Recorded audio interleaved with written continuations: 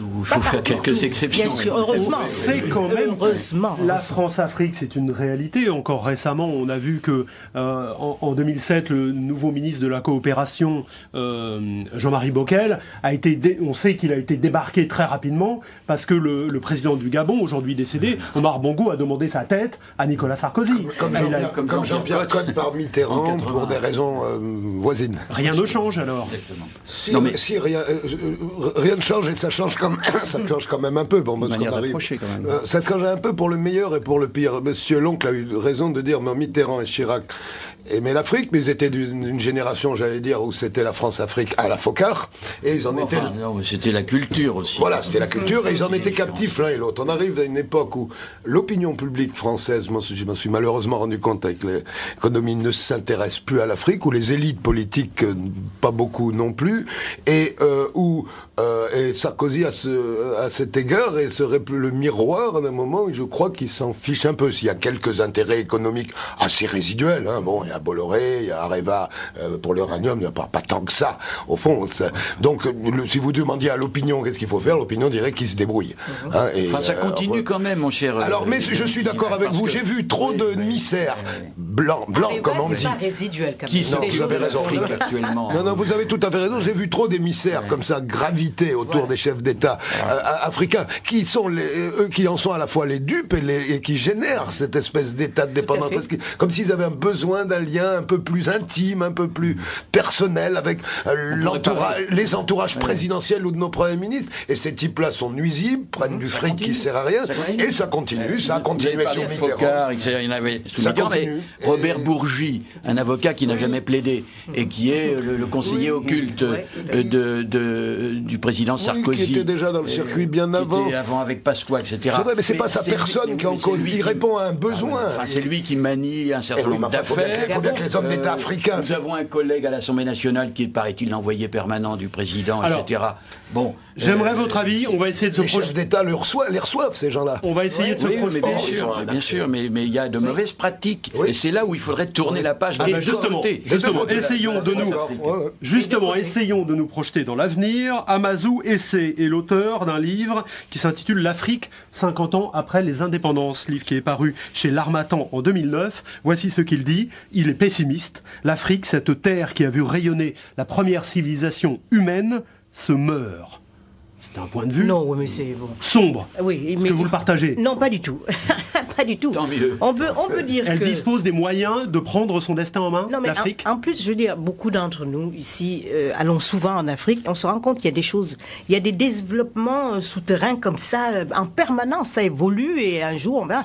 Et de toutes les façons, on peut dresser le constat d'échec, par exemple, de telles relations. Par exemple, ce que nous voulions faire avec la France a marché un petit peu bien, pas assez, etc. Mais ça ne veut pas dire que l'Afrique se meurt.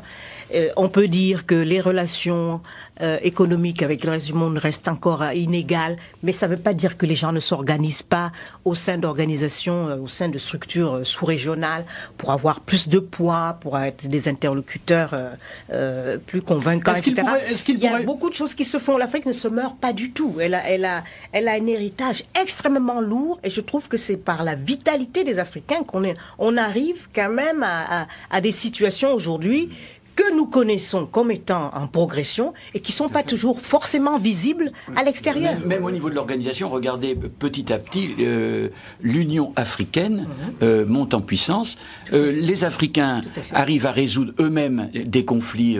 Le rôle du président Compaoré est considérable pour la Côte d'Ivoire, pour la Guinée. L'émergence d'une diplomatie africaine est forte. Et là où nous avons échoué d'ailleurs, par exemple la Côte d'Ivoire. Et c'est eux qui réussissent à calmer le jeu et à faire des progrès. Puisque vous parlez d'organisation, est-ce qu'il pourrait y avoir un jour, c'est pas nouveau, on en parlait déjà dans les années 60, des États-Unis d'Afrique, comme il y a des États-Unis d'Amérique? Il y a déjà des regroupements régionaux, l'UEMOGA, qui marchent bien et qui essaient d'ailleurs de transcender la difficulté qu'ont les leaders africains à construire des États-nations. Ça vient par le monde économique. Et ça vient par le monde économique. Il y a quand même en moyenne 6 points de croissance sur l'ensemble du continent. Tout à fait. Et plus une économie parallèle, un peu de subsistance, puis il y a un gisement de créativité considérable. C'était un des vœux d'Alpha Omar Konaré.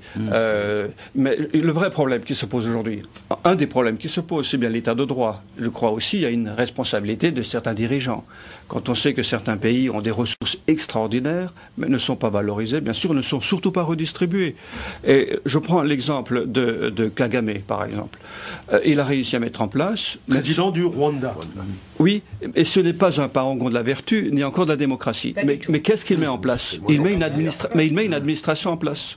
L'élément fondateur ou créateur d'un développement économique, c'est une administration. Donc il est important qu'il y ait un état de droit, qu'il y ait des infrastructures, qu'il y ait une administration, et voilà comment effectivement un pays peut évoluer. C'est fondamental. Et je donne aussi un petit exemple, c'est le Malawi qui vivait du PAM, de l'aide, qui est un pays qui n'avait même pas mangé. Il vivait de l'aide, le PAM, c'est le programme alimentaire mondial. C'était...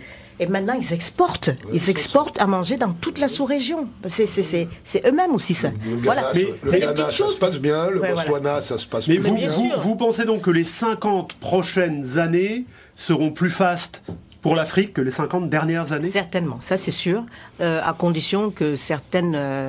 il y a des remises en question qui sont en train d'être faites partiellement, et surtout avec des changements générationnels. Ça compte beaucoup. Parce que tant qu'on a les mêmes... Il y a une Afrique jeune et qui bouge. Exactement. La démographie fait qu'il y a une Afrique jeune. Et déjà, qui n'a pas besoin... les pratiques anciennes. Et voilà, et qui n'a pas besoin d'être valorisé dans le regard de l'ancienne puissance coloniale. Voilà. Comme les leaders d'aujourd'hui, ils veulent absolument... Ça, on sent que cette rupture est nette. Et qu'ils ont des intérêts multiples, divers. Sur le plan institutionnel, il faudrait en finir avec l'hypercentralisation présidentielle, qui fait que toute la vie politique est tournée uniquement sur le plan présidentiel, et de la présidence ensuite s'organise la répartition des tâches et aussi des richesses, et donc il faut en finir avec ça. Il faut accepter le jeu de l'alternance. Là encore, il ne s'agit pas de donner des leçons, mais il s'agit d'obtenir un certain nombre de fonctionnements minima qui permettent l'émergence de la prise en main par les Africains, par les peuples africains eux-mêmes, de leurs affaires. Mais le potentiel est énorme. Je voudrais aussi faire de la publicité à un livre de Moussa Konaté qui s'appelle L'Afrique noire est-elle maudite? Eh bien non. Je vais le montrer. L'Afrique noire n'est pas... C'est un livre magnifique d'ailleurs qui revient sur le passé. Mais moi je suis d'accord avec Madame Billois. Dans les 50 prochaines années, il y a un potentiel qui fait qu'on n'a pas le droit d'être pessimiste sur l'Afrique. Sur la scène politique mondiale, Alain Joyandet, ministre de la Coopération, c'est lui qui a pris la suite de Jean-Marie Bockel, dont on parlait tout à l'heure, a déclaré que l'Europe devrait faire un pôle avec l'Afrique pour contrecarrer l'influence des États-Unis et de la Chine. Justement, je crois que ça c'est intéressant. La Chine est très présente. La Chine, l'Inde, le Brésil, les pays émergents se développent beaucoup en Afrique. Pas que la Chine, justement, il y a tous ces pays-là.